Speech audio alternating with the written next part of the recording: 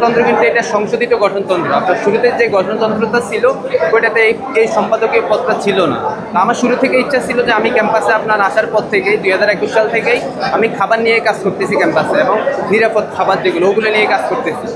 তো যখন এই পদটা নতুন করে আপডেট করছে তখন আমি নিজের সিদ্ধান্ত নিলাম যে না, আমি এই লাইনের লোক, আমি দীর্ঘদিন থেকে এখানে কাজ করতেছি, যে আমি যদি এখানে নির্বাচিত হই আমি আসলে শিক্ষার্থীদের জন্য ভালো কিছু করতে পারবো।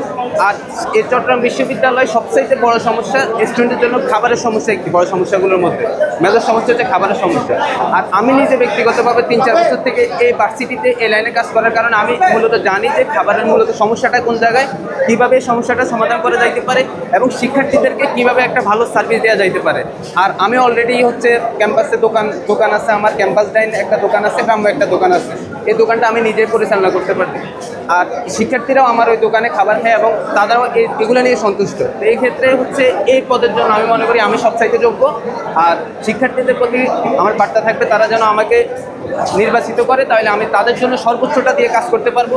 এবং মূলত যে ক্যাফেটেরিয়াগুলো আছে, হলের ডাইনিং বলেন, এখানে কিন্তু আমাদের পরিবেশ তেমন ভালো না, শিক্ষার্থীরা সেখানে খাইতে স্বাচ্ছন্দ্য বোধ করে না।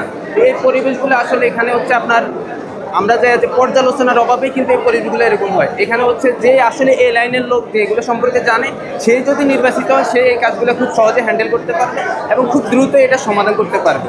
আমি যেহেতু এই লাইনে আছি, ইনশাল্লাহ আমি আশাবাদী যে আপনারা যদি আমাকে নির্বাচিত করেন আমি খুব শীঘ্রই প্রশাসনের সাথে করে আমি এই সমস্যাগুলো খুব দ্রুতই সমাধান করে নিয়ে আসতে পারবো।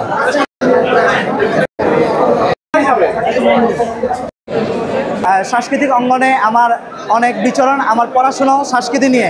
যেমন আমি নাট্যকলার একজন শিক্ষার্থী এবং আমার লক্ষ্য উদ্দেশ্য হচ্ছে চট্টগ্রাম বিশ্ববিদ্যালয়ে একটি উন্মুক্ত সাহিত্য সংস্কৃতির চর্চা গড়ে তোলা এবং অংশগ্রহণমূলক সাংস্কৃতিক চর্চা পরিবেশ তৈরি করা। এই জন্য আমি মনে করি শিক্ষার্থীরা আমাকে যদি যোগ্য মনে করে তাহলে ভোট দিবেন, এবং আমি মনে করি যে আমি শিক্ষার্থীদের জন্যই কাজ করতে পারবো এবং শিক্ষার্থীদের সকল সমস্যা আমি সংস্কৃতির মাধ্যমে এই চট্টগ্রাম বিশ্ববিদ্যালয়ে তুলে ধরতে চাই। ইতিপূর্বে আমি যে কোনো সমস্যা সংস্কৃতির মাধ্যমে বিভিন্ন নাটকের মাধ্যমে আমি তুলে ধরার চেষ্টা করেছি। আমি মনে করি এই জন্যই শিক্ষার্থীরা আমাকে এই পদে যোগ্য মনে করবে।